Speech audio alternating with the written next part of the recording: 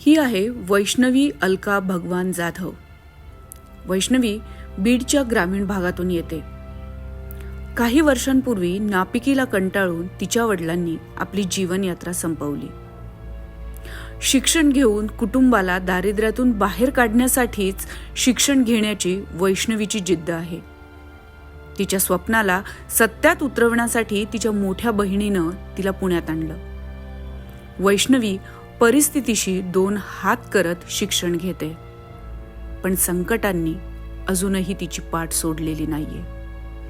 परिस्थितीला खंबीरपणे तोंड देत वैष्णवी आपल्या अश्रूंना अशा पद्धतीनं मोकळी वाट करून देते.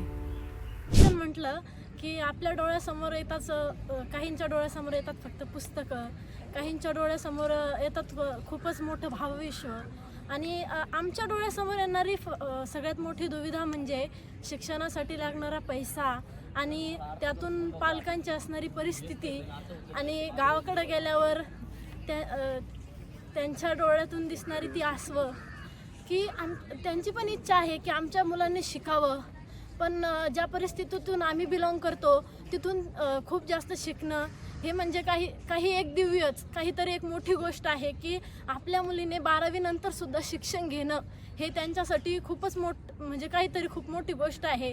आणि खरं तर इथं पुण्यात आल्यानंतर कळतं की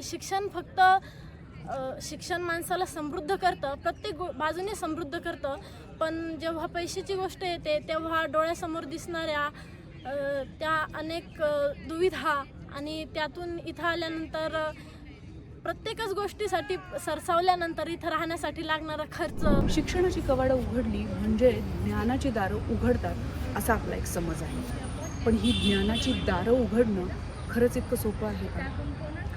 पुण्यामध्ये जमलेल्या अनेक दुष्काळग्रस्त मुलांना हा संघर्ष आहे तो केवळ ज्ञानासाठी राहिला नाही, तर त्यांचा संघर्ष आता हा अस्तित्वाचा झालेला आहे. ही हृदयद्रावक कहाणी एकट्या वैष्णवीची नाहीये. नगर जिल्ह्यातील प्रणितीचाही असाच काहीसा अनुभव आहे.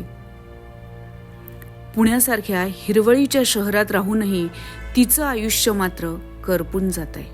माझ्या घरी शेती आहे 2 एकर, परंतु ती जिरायती आहे आणि सध्या दुष्काळ पडला, पाऊस नाही, आणि या सगळ्या गोष्टींमध्ये शेतामध्ये टाकलेलं म्हणजे गहू टाकलेले पण ते उतरलेच नाही. मग दुबार पेरणी, आणि म्हणजे आपण आधीच एका बियाण्याला खर्च केला आणि आता परत त्याचा काहीच उपयोग नाही आहे, कारण की आपल्याला परत दुसरं बियाणं टाकायला लागतंय.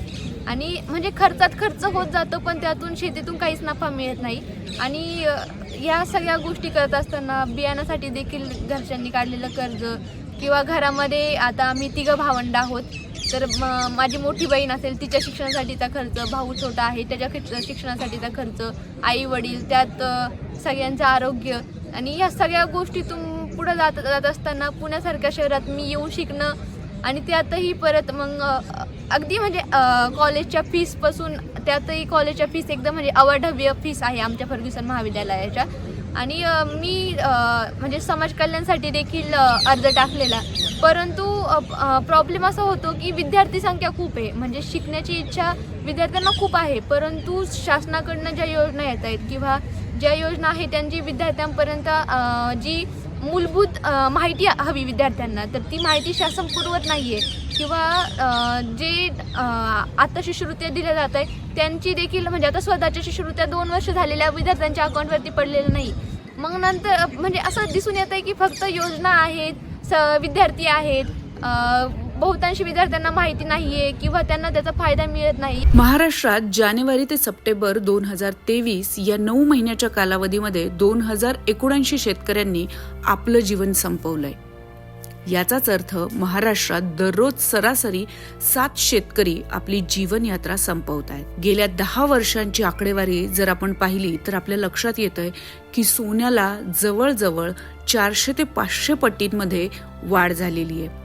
मोबाईल, पेट्रोल यांमध्ये 200 ते 250 पटीने वाढ झाली आहे. मजुरीमध्ये गेल्या 2 वर्षात 50 ते 150 पटीतच वाढ झाली आहे. आणि या उलट शेतमालाला मात्र भाव अतिशय नगण्य मिळतोय. अवकाळी पाऊस, कोरडा दुष्काळ यांसारख्या कारणांमुळे आता शेती परवडत नाहीये. शिक्षणाचा खर्च कमी करायचा म्हणून ही मुलं दिवसातून फक्त एकदाच जेवतायत आणि जमलंच तर चहा पितायत. दुष्काळाच्या सावटात केवळ मुली अडकल्यात असं नाहीये, मात्र दुष्काळाचे अधिक गंभीर परिणाम मुलींवर होत आहेत. शिक्षण जर थांबलं तर त्याचं आयुष्यही थांबू शकतं अशी भीती या मुलींना वाटतेय. खूप विरोध केल्यानंतर मी पुण्यासारख्या ठिकाणी शिकण्यासाठी आले आणि जसं आता की पाहिलं जातं आहे की दुष्काळाचं सावट पुण्यामध्ये म्हणजे जे मराठवाडा भागातून विद्यार्थी येतात त्यांच्यावरती खूप मोठ्या प्रमाणात पडलं आहे. जसं की आम्ही रूमला राहतो, आम्हाला रेंटसुद्धा रूमचं 5-5 हजार 4-4 हजार अशी पडतात आणि या दुष्काळाच्या सावटामध्ये आईवडिलांना मागणं, कारण 1.5 एकर जमिनीमध्ये मुलींना पण इतपत शिकवणं योग्य म्हणजे त्यांच्याकडे पैसा नाही येते, दरवेळेस मागणं आणि आता मोठ्या प्रमाणात दुष्काळ पडत जाते. आणि हे जर आत्ताच सांगायचं झालं तर आम्ही शिक्षण सोडून जर गावी गेलो तर मोठ्या प्रमाणात मुलींवरती जे आता जी बंधनं लादली जात आहेत की लग्नाच्या बंधनात त्या अडकून दिल्या जातील आणि त्यांचं म्हणजे आयुष्य पूर्ण संपून जाईल. केवळ कोरडा दुष्काळ नाही तर अवकाळी पाऊसही मुलींच्या शिक्षणावर पाणी फिरवतोय. विदर्भातील सलोनी भिलारेच्या मोठ्या बहिणीचं शिक्षणही आर्थिक अडचणीमुळे काही काळ थांबलं होतं. अवकाळी पावसाने हातात आलेलं पीक गेलं. आता आईकडे पैसे कसे मागायचे असा प्रश्न तिच्या समोर उभा आहे. अवकाळी पाऊस येते आहे तर म्हणजे आता शेतीचे जे आम्ही भाताचं उत्पादन घेतो तर ते भाताचं उत्पादन आम्हाला झालेलं आहे, पण आता पावसामुळे पूर्ण तांदूळ आमचे त्याच्यावर पाणी पडून ते खराब झालेले आहेत. आणि आता म्हणजे तसं आता मला इथं मेस लावायला वगैरे आता मी म्हणजे परवालाच आईला फोन केलं होतं की मला म्हणजे मी दुपारची मेस नाही लावली आहे तर मला पैसे पाहिजे आहे. तर आई म्हणजे मला बोलली की अजून चूर्णच झालं नाही तर म्हणजे मेस ला पैसे कसं देऊ मी. तर म्हणजे मेसचंच नव्हे तर आता फीजसाठी पण कॉलेजच्या म्हणजे खूप प्रॉब्लेम्स फेस करावे लागलं. कारण